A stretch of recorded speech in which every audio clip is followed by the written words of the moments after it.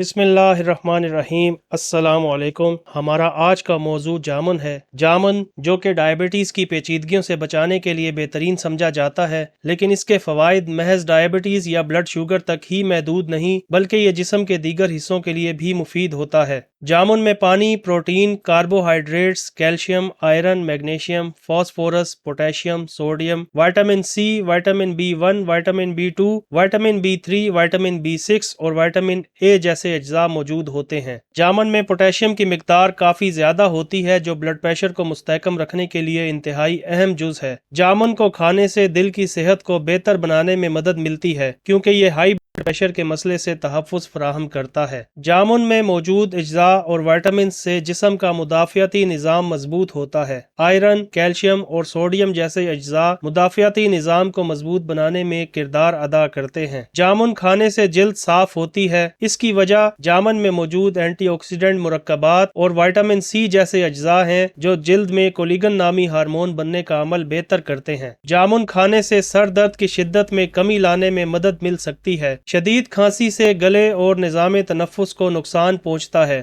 جامن میں موجود زنک اور وٹامن سی سے کھانسی اور نظام تنفس کی دیگر پیچیدگیوں کی روک تھام میں مدد مل سکتی ہے۔ جامن دمہ کی علامات کی شدت میں کمی لانے کے لیے بھی بہترین پھل تصور کیا جاتا ہے۔ جامن میں موجود وٹامن سی سے موسمی نزلہ زکام سے لڑنے میں مدد ملتی ہے۔ جامن دانتوں اور مسوڑوں کے لیے بھی فائدہ مند ہوتا ہے۔ اس میں موجود اجزاء جیسے کیلشیم اور فاسفورس دانتوں کی صحت بہتر بنانے میں مدد فراہم کرتے ہیں۔ جامن میں پولی فینولز اینٹی آکسیڈنٹ کی مقدار کافی زیادہ ہوتی ہے جس سے جسمانی ورم میں کمی آتی ہے اور خلیات کو جسم میں گردش کرنے والے مضر مواد سے تحفظ ملتا ہے۔ جامن کھانے سے ڈائبٹیز کی علامات جیسے بہت زیادہ پیشاب آنے اور ہر وقت پیاس لگنے پر قابو پانے میں مدد ملتی ہے۔ اس میں مٹھاس نہ ہونے کے برابر ہوتی ہے، اس لیے اسے کھانے سے بلڈ شوگر لیول کو مستحکم رکھنے میں مدد ملتی ہے۔ جامن میں پانی کی مقدار کافی زیادہ ہوتی ہے، اس لیے گرم موسم میں اسے کھانے سے جسم کو